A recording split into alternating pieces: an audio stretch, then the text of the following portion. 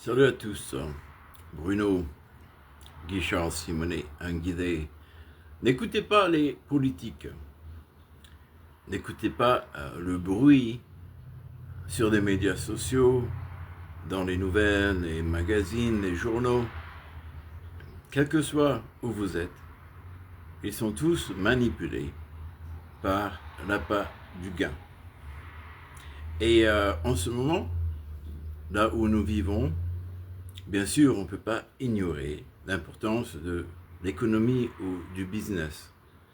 Mais nos politiques en France et dans beaucoup de pays n'ont pas vraiment un intérêt de redresser ou de changer le système actuel. Même si je ne suis pas pour détruire tout, je suis pour un vrai changement, pas un changement transitionnel comme ça a été le cas pendant des millénaires. Parce que si nous regardons à notre histoire dans cette ère de 7000 et quelques années, donc depuis l'Antiquité jusqu'à nos jours, nous avons toujours eu des guerres et des changements basés sur l'homme. Ce n'est pas qu'on doit ignorer l'homme ou la femme, l'humanité, mais c'est que sans Dieu, l'Éternel, Jésus, Issa, Yahshua, sans vraiment avoir Dieu, et j'ai dit vraiment, dans nos cœurs, nous continuons à faire la même farandole. Je ne suis pas de gauche, je ne suis pas de droite, je suis un businessman, je crois à la souveraineté, à l'indépendance de chaque homme ou femme dans le monde. Je crois aux communautés, aux tribus, aux pays. Je crois au vivre ensemble et aussi à faire des échanges entre communautés et nations librement avec respect les uns pour les autres. Et je pense que Jésus, Yahshua et l'Éternel, même à travers Moïse, a enseigné le vivre ensemble. Les règles de Moïse, dans Léviticus ou Deutéronome, quand il parle spécifiquement de comment les Hébreux devaient être dans la terre promise, et surtout quand il explique que tous les mauvais et ceux qui avaient des mauvaises habitudes de l'Égypte devaient mourir avant de pouvoir entrer dans la terre promise. Et malgré tout cela, Ézéchiel, c'est très dur à lire, dans le chapitre 19, 20, 21, 22, toutes les condamnations d'Ézéchiel, et il semble que ça continue, et ça continue. Au début, dans 18, 19, 20, il nous rappelle les rébellions en Égypte, les rébellions dans le désert pendant 40 ans, les rébellions quand on est arrivé dans la terre promise, et Ézéchiel parle juste avant d'être transféré, après l'invasion de Babylone, d'être transféré donc et d'aller en exil pour tous les descendants de Israël. Donc, nous sommes et nous avons continué à vivre cela. Cela a été aussi orchestré par l'Éternel, parce que Ézéchiel, dans certains endroits, l'Éternel nous montre que c'est pour sa gloire qu'il fait cela, parce que les croyants, les enfants de l'Éternel, en étant dispersés dans le monde, pouvaient partager leur savoir, leur connaissance de l'Éternel et leur sagesse. Malgré leurs conditions de pécheurs, nous sommes tous des pécheurs, nous sommes tous vraiment humains, et donc, malgré cela, ils étaient des témoins dans le monde entier. De même, après Jésus, Yahshua, les croyants qui ont continué, et Joséphus n'appelle pas ces croyants chrétiens, il les appelle juifs, hébreux. Elle dit que l'Empire romain était en danger parce que les femmes romaines aimaient la parole de Jésus, et spécifiquement on parle de la parole hébreuse, juive. Et c'était les enseignements après Yeshua, après Jésus. Donc, ça a ramené un élan, en anglais ils appellent ça le revival, un rafraîchissement de l'esprit de l'Éternel dans tous les peuples de la terre, parce que l'Empire romain, l'Empire grec était presque dans tout le monde entier, et ça a aussi impacté l'Asie, ça a impacté toutes les terres pratiquement sur notre globe. Donc, c'est important de voir qu'à travers ces souffrances, malgré tout, à travers l'exil, l'Éternel a utilisé ses enfants, et je dis enfants dans un sens très général, parce que la descendance de Noah est toute la terre, techniquement, mélangée avec d'autres tribus ancestrales plus anciennes, mais malgré tout, c'est comme ça que le Seigneur, l'Éternel, a partagé la parole. Donc on ne fait rien de nouveau. Le problème qu'on a, c'est qu'on n'arrive pas à passer au-dessus des problèmes qu'on a sur la terre, de la chair, de l'ego, de l'appât du gain. On est borné sur certaines choses qui, ultimement, n'ont aucune valeur. Et le diable, l'ennemi, se force à nous monter dans nos têtes cette image que nous sommes si mauvais que Dieu ne nous acceptera pas de retour. Ça, c'était mon grand-père avant sa mort. Et refusé jusqu'au jour de sa mort, où il s'est finalement tourné vers l'Éternel, et l'Éternel l'a embrassé. Vous voyez, il n'y a rien que Dieu ne peut pas pardonner. La chose la plus difficile, c'est à nous de nous pardonner, en sachant que Dieu, quand on change et qu'on se retourne vers le bien, Dieu nous pardonne.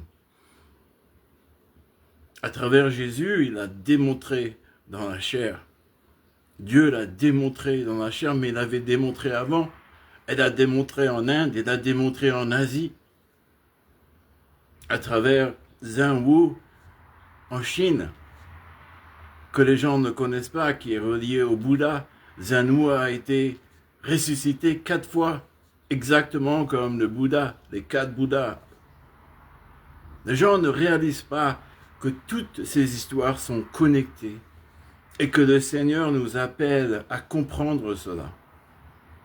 Dans la politique, c'est tout à propos des hommes et du fric. Je ne veux pas dire qu'il y a du mal dans cela, parce que pour moi, le Seigneur nous a appointés depuis Adam comme les administrateurs de cette terre. Donc c'est notre job. Mais est-ce qu'on le fait bien ou est-ce qu'on le fait mal? Et en ce moment, en France, on a un très grand challenge. Il faut arrêter de penser que notre intellect, notre intelligence, notre sagesse est plus grande que la sagesse de Dieu. Parce que regardez où vous êtes en ce moment. De même, les politiques, tout ce que vous entendez est payé par des machines afriques, des grands géants qui refusent eux-mêmes de se tourner vers Dieu, même s'ils disent qu'ils le font au nom de Dieu. Quel Dieu est-ce qu'ils connaissent? Quel texte est-ce qu'ils se basent sur pour prendre leurs décisions? Si c'est des textes qui ont été manipulés depuis des millénaires pour avoir seulement un biais, un angle, et qui nous divisent, ça n'est pas Dieu. Elle a une raison pour les épreuves, qui est pour nous faire grandir spirituellement. Mais la continuation des divisions de la souffrance n'est pas le but de Dieu et de l'Éternel. Sinon, il n'aurait jamais envoyé un sauveur, un Messie, que toute la terre connaît. Et toute la terre accepte. Jésus a libéré les femmes. Jésus a parlé contre les abus. Jésus a été le champion. Donc, il est vraiment le représentant de l'Éternel dans sa bonté, dans son amour.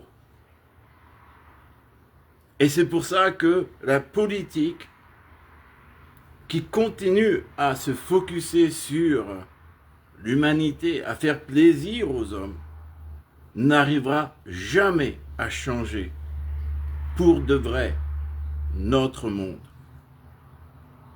Et il faut que les grands acceptent qu'il y a une solution pour tout le monde. Qu'il y a un pardon ultime. Et que la terre promise n'est pas un petit pays dans le Moyen-Orient. Que la terre promise, c'est toute la terre que Dieu nous a donnée et que nous sommes tous des descendants de l'Éternel et d'Adam et de Noah. Adam et Ève, ok? Parce que les gens, tu dis, non, arrêtez, c'est Adam qui représente Adam et Ève, c'était l'humanité. Et c'est l'humanité. Ézéchiel prophétise, Dieu lui dit, fils de l'homme. Et Jésus, il dit, je suis le fils de l'homme et le fils de Dieu. Donc la politique nous emmène en anglais en circle, donc en rond. On fait des ronds. On continue. On est sur une roue perpétuelle. Et ça ne nous amène à rien. Par contre, les progrès qu'on a vus dans notre existence, dans l'humanité, en majorité ont été réalisés par des personnes qui avaient la foi, qui avaient l'espoir, qui avaient la curiosité, qui utilisaient leur intelligence. Même Tesla, Einstein, étaient tous les grands que je connais, étaient des grands croyants. Même ceux qui n'avaient pas fait de profession de foi, même ceux qui étaient soi-disant du mal, même eux recherchaient Dieu. Vous voyez, on fait des divisions. Nous sommes tous pécheurs, nous sommes tous dans un chemin pour retourner vers l'Éternel. Il faut pouvoir l'accepter. Il faut accepter de ne pas condamner, mais de corriger ou d'expliquer. Et de laisser les gens décider pour eux-mêmes. Bien sûr, on condamne les choses horribles. Mais les choses qui sont personnelles, ça ne peut pas être condamné par un autre être humain. Seul Dieu, seul l'Éternel, peut intervenir dans chacun de nous. Et c'est pour cela que, même en étant critique, la critique doit être constructive. Et je dis cela sur la politique en France parce que je m'excuse, mais même s'il y a des gens jeunes qui sont très talentueux, certains n'ont peut-être pas la maturité en ce moment pour relever la France. Et la France n'a pas besoin d'un autre président de la Ve République. La France a besoin vraiment de se détacher de l'Europe, même si c'est temporairement, on ne peut plus vivre dans la condition actuelle de la communauté européenne. La France a besoin de redécouvrir qui elle est, pas environ tous les immigrés, mais environ les mauvais, et en étant sûr qu'on intègre toute la population française, d'où, de n'importe où qu'elle vienne.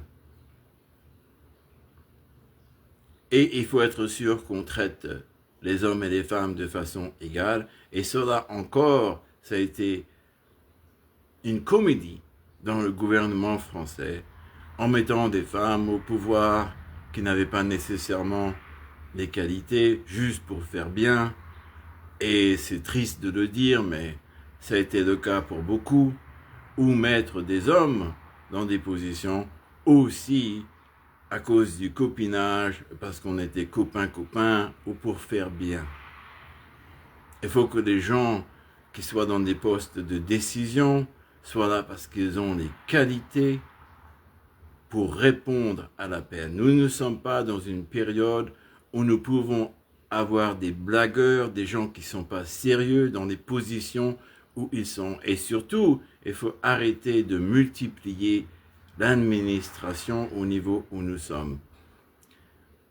Oh, tu es de droite et de gauche. Non, non, non, non. Pour pouvoir avoir un soutien social de nos communautés, il ne faut pas dépendre de l'État. Il faut dépendre de notre économie.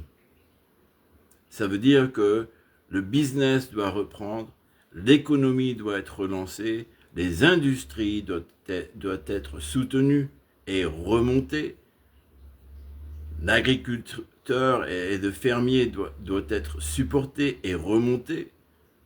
On doit reprendre un focus sur la France et la grande France. Il faut réparer toutes nos relations qui ont été cassées en sachant que la liberté dans l'amour crée le vrai amour. Les peuples qui aiment la France ne l'aiment pas parce que elle leur donne de l'argent. Ils aiment la France pour les valeurs et le peuple français.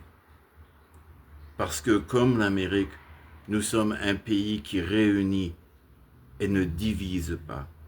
Mais on a oublié cela pour l'intérêt de certaines personnes qui ont menti, qui ont dit avec leur bouche qu'ils voulaient l'intérêt de la France, quand derrière notre dos, elles ont fait des accords avec nos ennemis.